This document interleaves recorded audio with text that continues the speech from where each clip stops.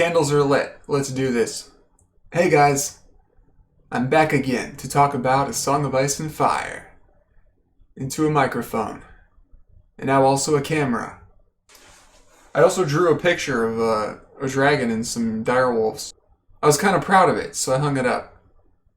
Today I wanted to talk about A Game of Thrones, Bran 1. It's the first chapter of the whole series, not counting the prologue. And that makes it a big deal. Now, the prologue's a big deal too. I think the fantasy trope with prologues is that the prologue is what introduces the main villain. That'd be the others. But the first chapter is important too. That introduces the main character, or characters, the heroes, and some of the stories, I guess, subjects, like thematic subjects, what it's going to be addressing. And this chapter certainly does that. There's a big part about Ned's Code of Justice. That's very important for the series. But I'm not going to talk about that today. What I wanted to talk about in this chapter was the 5 Trueborn children passage, which I've already made a short video about. And I'm happy with it. I like it as it is. But I wanted to say more about it, because it's a very important passage for understanding the story. I'll just leave it at that. But first, check out this really cool picture. It's the dead direwolf. This is the anniversary edition. I don't know who the artist is for that, but it's pretty cool. There are actually like 3 big topics at least that I really like to talk about with this chapter.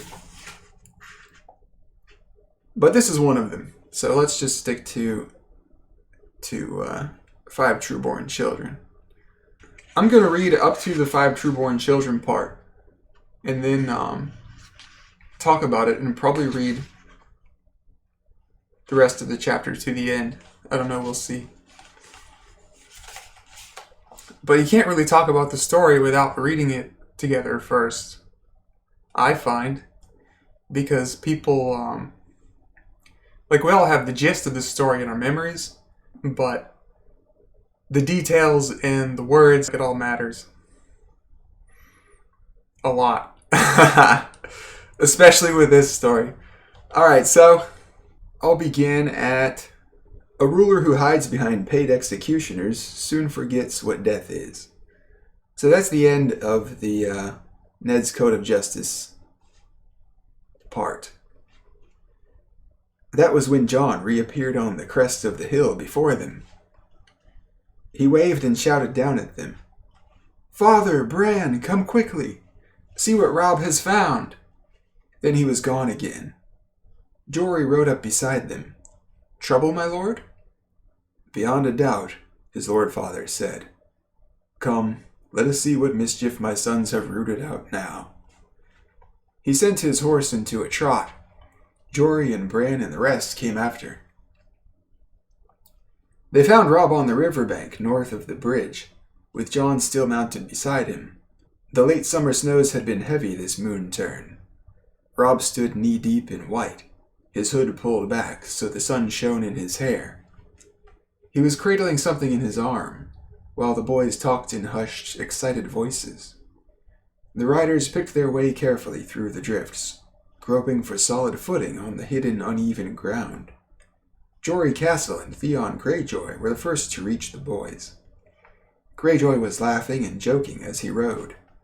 Bran heard the breath go out of him. "Gods!" he exclaimed, struggling to keep control of his horse as he reached for his sword. Jory's sword was already out. "Rob, get away from it!" he called as his horse reared under him. Rob grinned and looked up from the bundle in his arms. "She can't hurt you," he said. "She's dead, Jory." Bran was afire with curiosity by then. He would have spurred the pony faster, but his father made them dismount beside the bridge and approach on foot. Bran jumped off and ran. I forgot my water.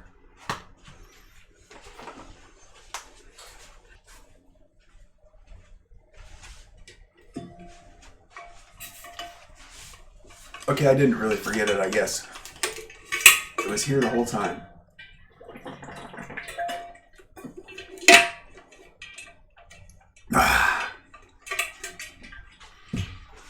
Okay. By then, Jon, Jory, and Theon Greyjoy had all dismounted as well. "What in the seven hells is it?" Greyjoy was saying. "A wolf," Robb told him. "A freak," Greyjoy said. "Look at the size of it." Bran's heart was thumping in his chest as he pushed through a waist-high drift to his brother's side. Half buried in blood-stained snow, a huge dark shape slumped in death. Ice had formed in its shaggy gray fur, and the faint smell of corruption clung to it like a woman's perfume. Bran glimpsed blind eyes crawling with maggots, a wide mouth full of yellowed teeth, but it was the size of it that made him gasp. It was bigger than his pony, twice the size of the largest hound in his father's kennel. "It's no freak," Jon said calmly. "That's a direwolf. They grow larger than the other kind." Theon Greyjoy said, "There's not been a direwolf sighted south of the Wall in 200 years. "I see one now," Jon replied. Bran tore his eyes away from the monster. That was when he noticed the bundle in Robb's arms. He gave a cry of delight and moved closer. The pup was a tiny ball of gray-black fur, its eyes still closed. It nuzzled blindly against Robb's chest as he cradled it, searching for milk among his leathers, making a sad little whimpery sound. Bran reached out hesitantly. "Go on," Robb told him. "You can touch him."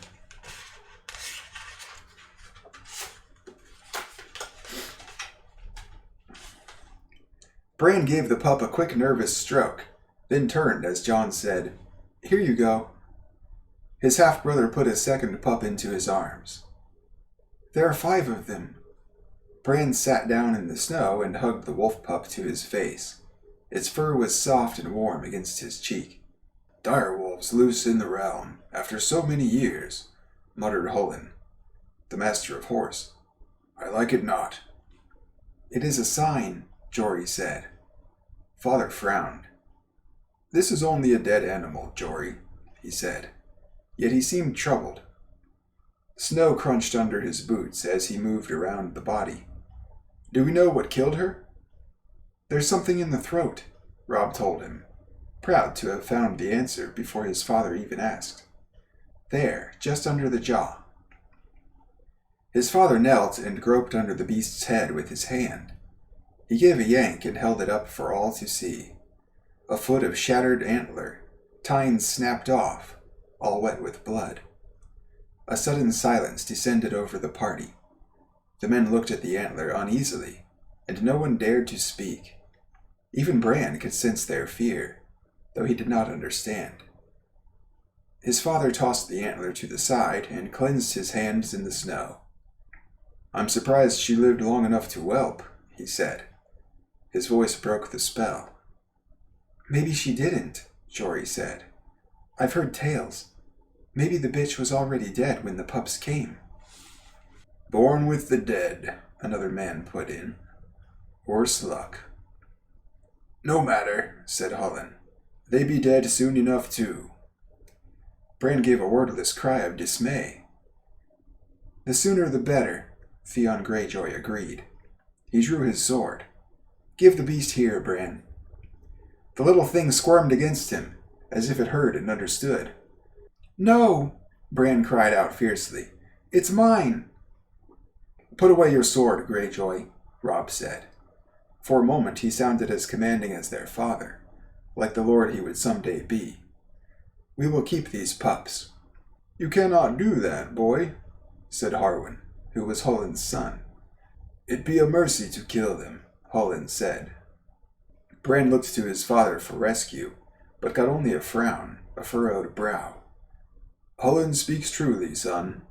Better a swift death than a hard one from cold and starvation." "No!" He could feel tears welling in his eyes, and he looked away. He did not want to cry in front of his father. Robb resisted stubbornly. "Sir Roderick's red bitch whelped again last week," he said. "It was a small litter, only 2 live pups. She'll have milk enough. She'll rip them apart when they try to nurse." "Lord Stark," Jon said. It was strange to hear him call father that, so formal. Bran looked at him with desperate hope. "There are 5 pups," he told father. 3 male, 2 female. "What of it, Jon?" "You have 5 Trueborn children," Jon said. 3 sons, 2 daughters. The direwolf is the sigil of your house. Your children were meant to have these pups, my lord." Bran saw his father's face change, saw the other men exchange glances. He loved Jon with all his heart at that moment. Even at 7, Bran understood what his brother had done.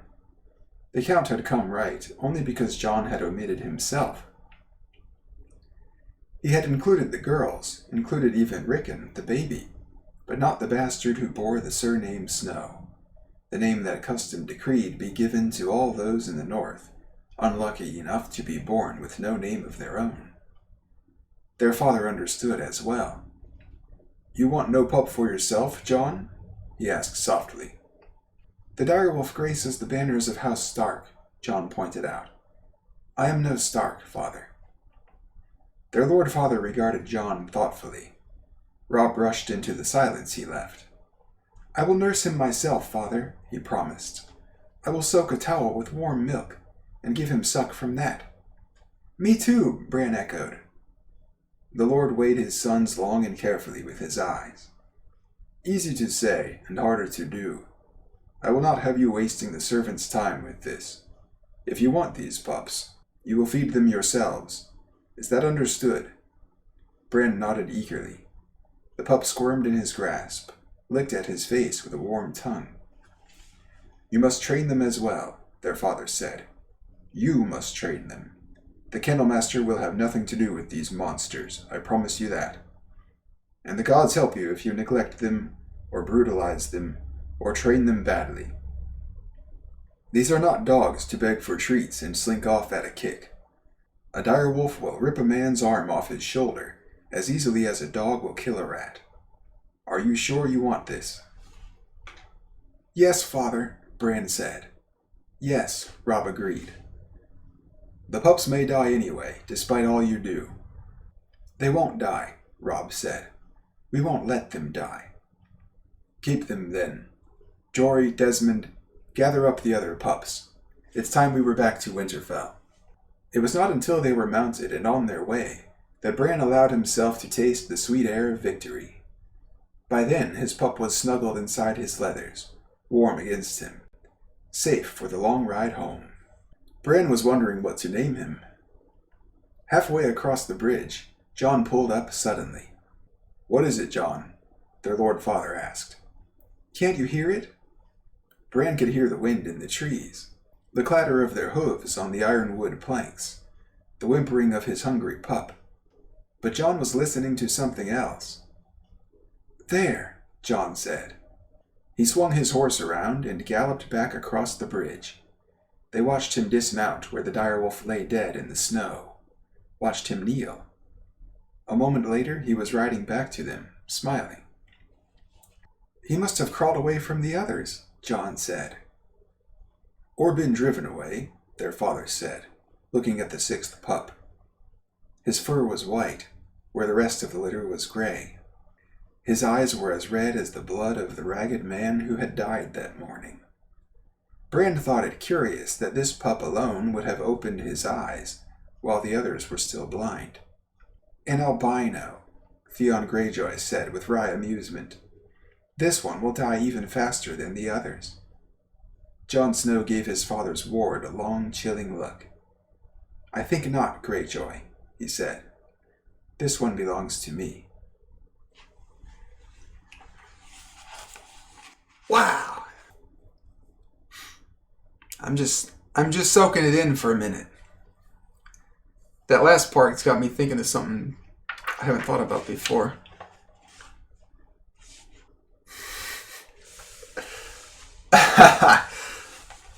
Wow.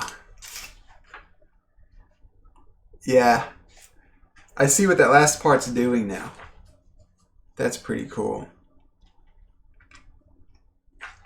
The Theon part. Alright. So where do I begin with this?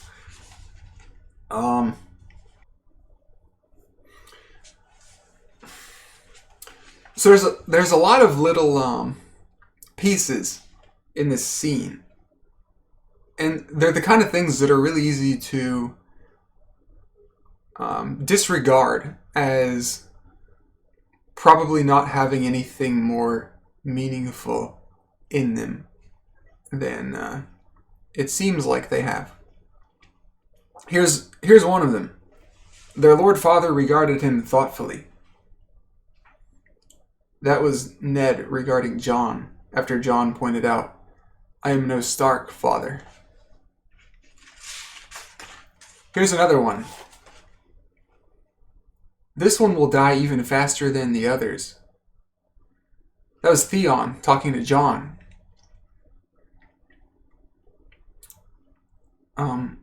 Here's another. "His eyes were as red as the blood of the ragged man who had died that morning."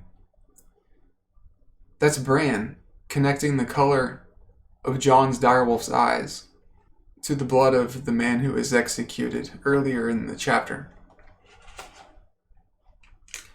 And so there's tons of these things in just 2 pages, from when they find the direwolf to when the chapter ends. A face value interpretation of all of these things is enough to advance the plot forward. Plot-wise, there's no need to go deeper than a face value interpretation. But if you want to develop an understanding of the story thematically and grow your understanding of its mysteries such that you might be able to one day solve them, you have to approach the story presupposing that everything in it is jam-packed with meaning, especially early in the story. Because the earliest parts of the story are the oldest parts of the story. And the oldest parts of the story are the parts that the author has had the most time to infuse with meaning, retroactively, as he writes the rest of the story. And so those recognitions are what I refer to as like metatextual recognitions, or just metatext for short. Meta just means that layer 2 is commenting on layer 1. The first layer is the in-story layer. That's the textual layer. There's like a first and a half layer, which is the kind of the subtextual layer. But the second layer is the metatextual layer, and that's the real world. That's the reader, and our culture, and our society, and our attitudes, and the nature of our relationship to stories. We approach them understanding that the things we're reading are not actually happening right now. These are things that are happening hypothetically. And that the purpose of the exercise is certainly to entertain, but more than that, it's to learn, I think. To learn about what it's like to be the character in the story. And to have their experiences and live their life. And just develop a more sympathetic point of view of somebody who's different than us. And sometimes even a lot different. Like you can surprise yourself with your ability to get into the mind and the shoes of somebody who's extremely different than you. And that's kind of what I like about the character Arya Stark. She's very unlike me, but that's kind of what I like about her. John's very like me, and that's kind of what I don't like about him. I mean, I do like that about him, but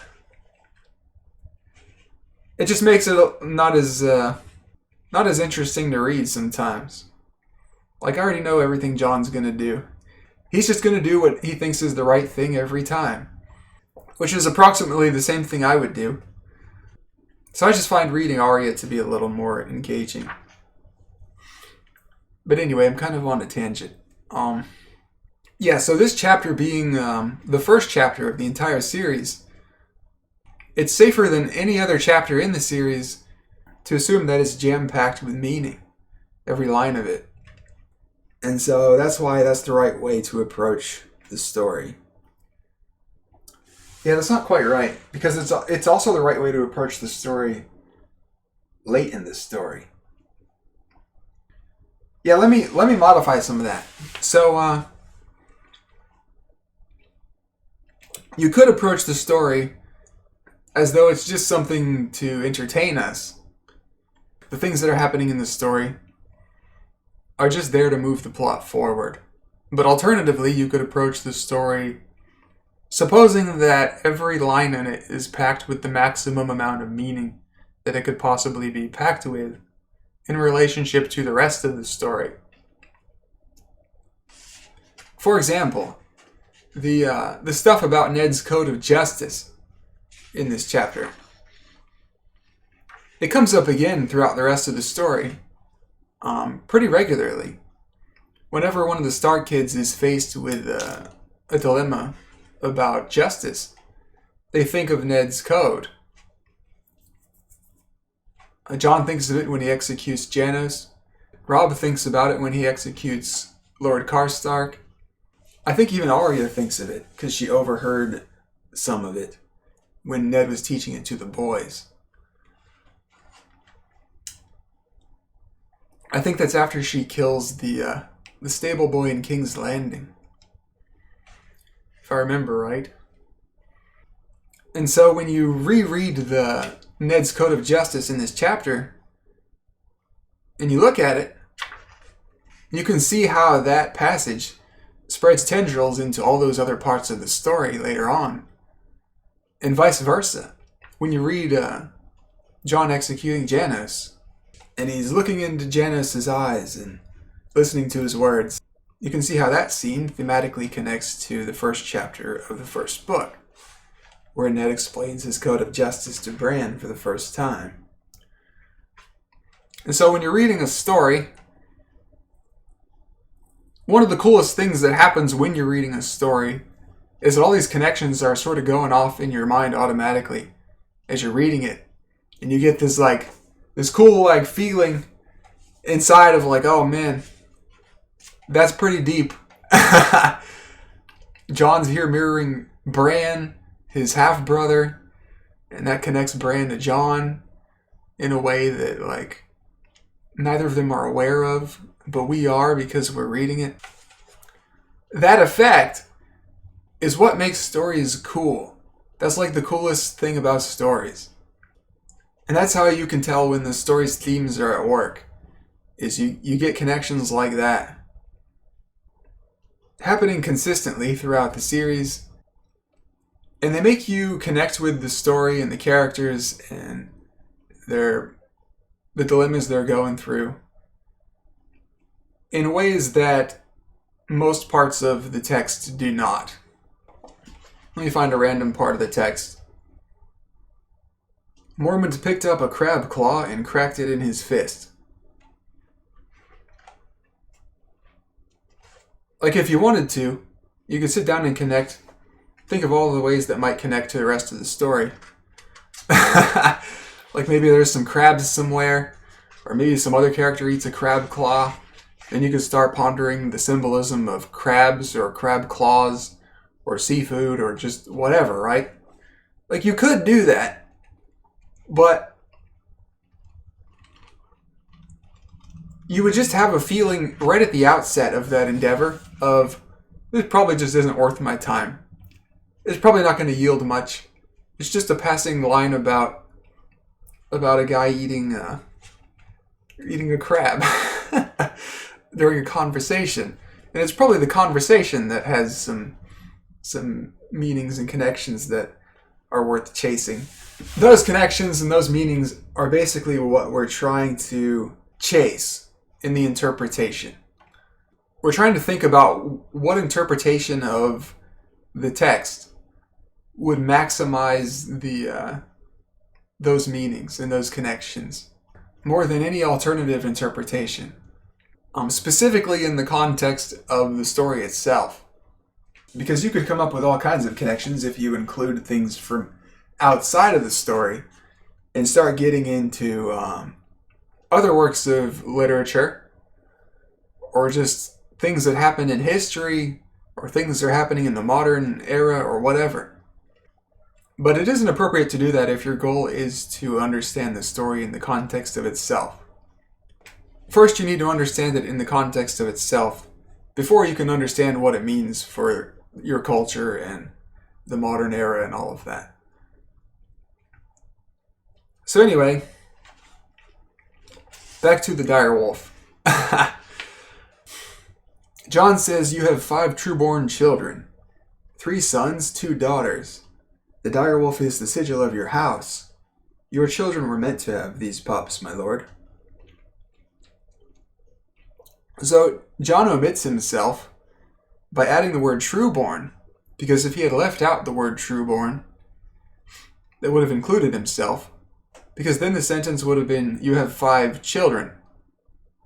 By using the word trueborn, John is leaving himself out of the count, because he's a bastard. And that's how he can make the count work.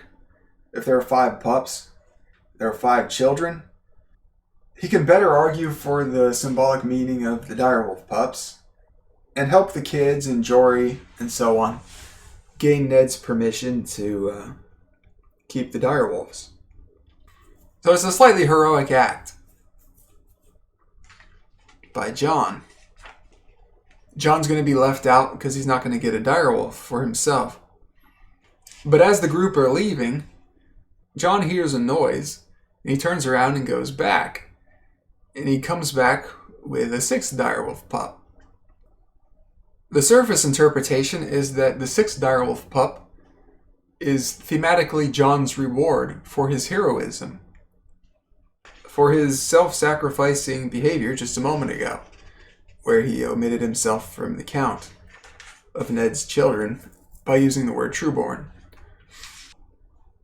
But you could also read this passage through the lens of R plus L equals J, the popular theory that John's true parents are Rhaegar and Lyanna. And when you read it that way, you get more meaning out of the same words.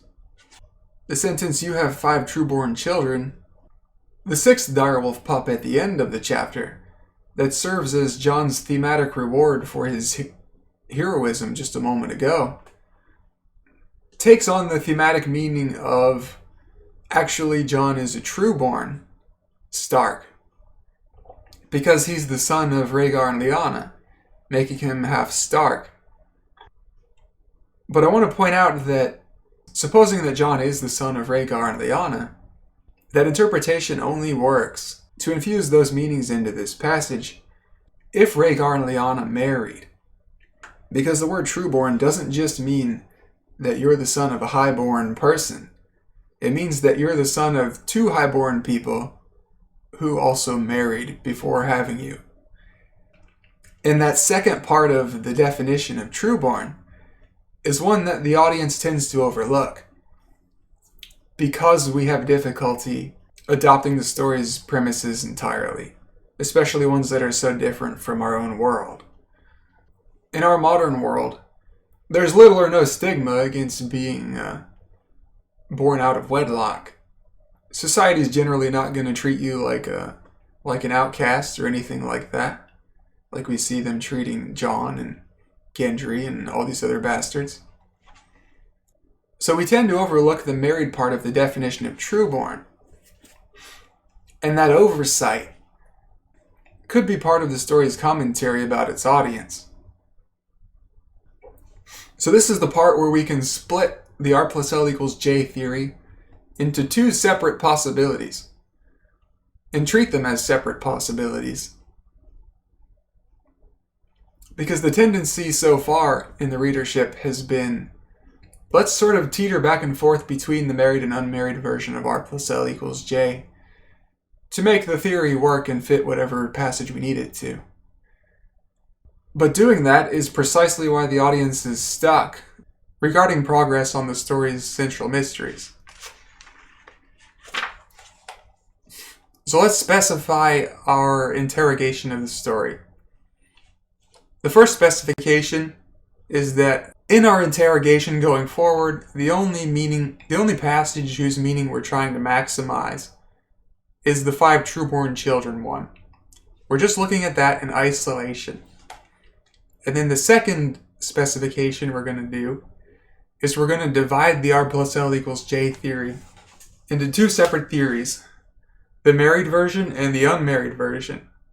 And then we're going to consider the passage for both possibilities and gauge which one infuses it with the most meaning, with more meaning than the other, and see how those theories perform. Let's do it. R plus L equals J, unmarried. We kind of already covered this, but let's do it again. If John is the son of Rhaegar and Lyanna, but Rhaegar and Lyanna did not marry before conceiving him, or did not marry at all, then that means John is the bastard son of Rhaegar and Lyanna. And then when I combine John's line, you have 5 Trueborn children, with John finding a 6th direwolf pup at the end of the chapter, the meaning that the unmarried version of R plus L equals J infused this passage with doesn't work anymore, because the word Trueborn didn't go away.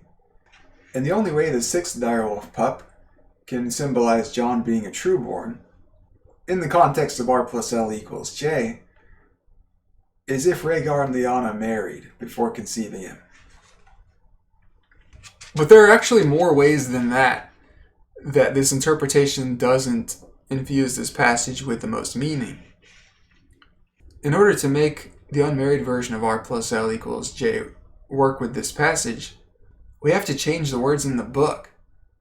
And we do all the time.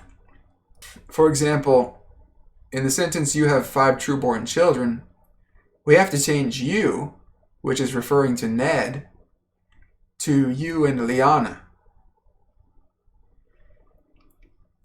Because even if John is the son of Lyanna, and even if John is a Trueborn, he isn't the child of Ned, he's the child of Lyanna. But there's a way to repair the interpretation. It isn't dead yet. If you has to mean Ned, then what we could do instead is we can change children to mean just children rather than Ned's children.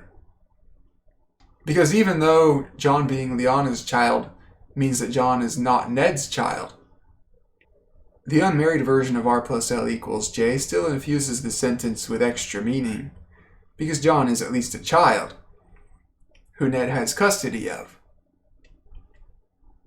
And so, you have blank children means Ned has custody of John the child, Lyanna's child. But when I think about it a little more, I notice that interpretation doesn't fit either. Because now that we've redefined Ned's children as any children, the number 5 and the number 6 don't work. The sentence is you have 5 Trueborn children. And when we add the 6th direwolf pup that John finds at the end, that changes the count to 6. But if children doesn't have to mean specifically Ned's children, then that should include Theon Greyjoy. Because Theon is a child who Ned has custody of, even though, like John, Theon is not the son of Ned. So what this reveals is that in our attempts to patch up the shortcomings of the unmarried version of R plus L equals J regarding this specific passage, we've injected the word Stark into the sentence that doesn't have the word Stark, because Theon's a Greyjoy, not a Stark. We've also injected the word custody into a sentence that doesn't have the word custody, Because if John is the son of an unmarried Rhaegar and Lyanna, then John is not the son of Ned.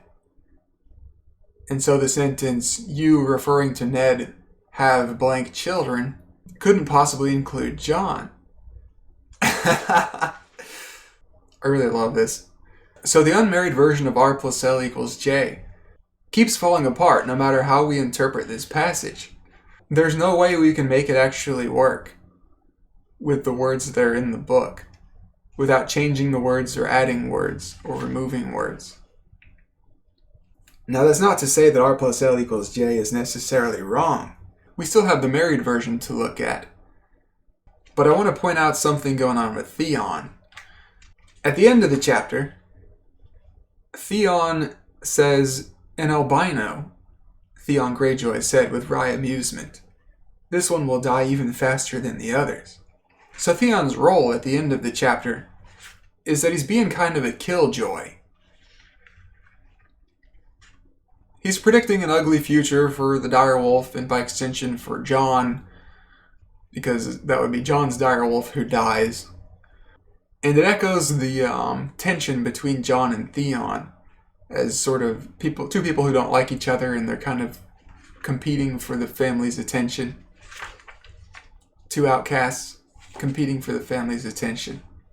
So Theon's role at the end of this chapter is that he's the killjoy. Now let's look again at the 5 Trueborn children passage in the context of the unmarried version of R plus L equals J.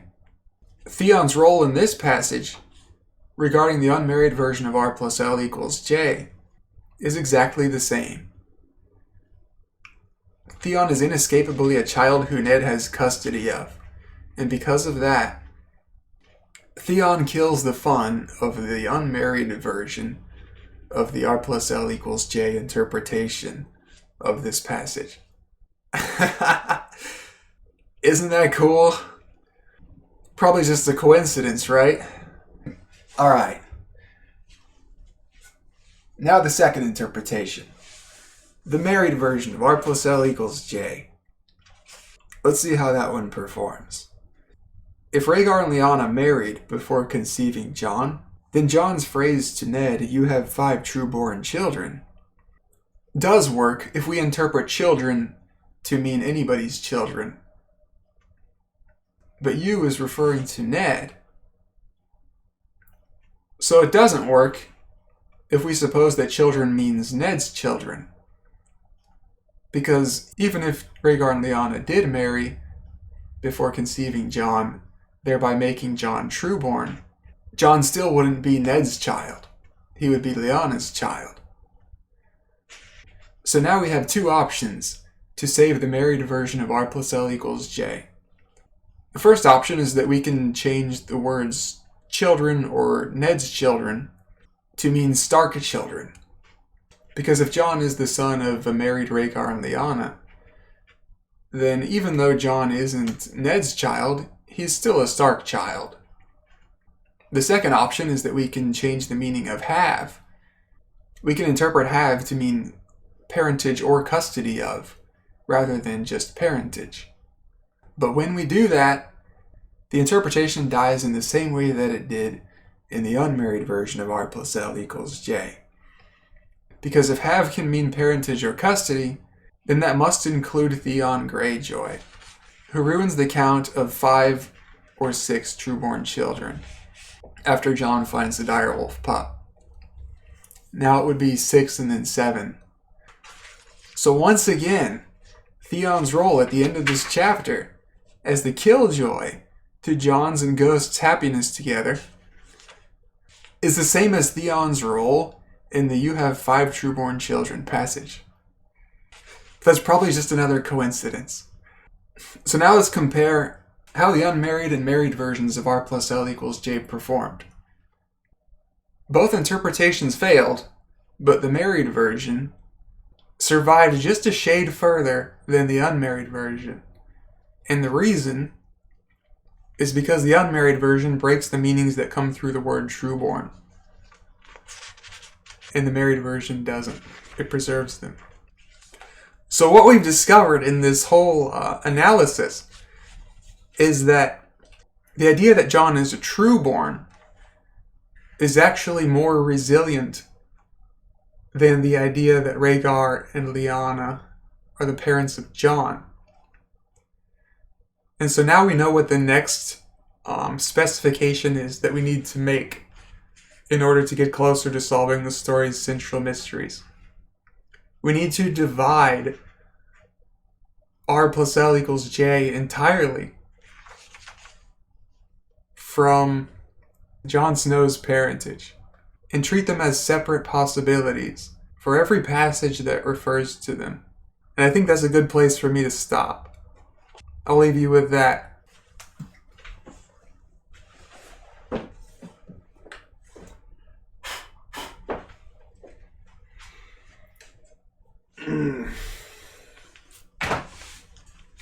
Thanks for coming, guys. I hope you got something out of it. I'll see you next time.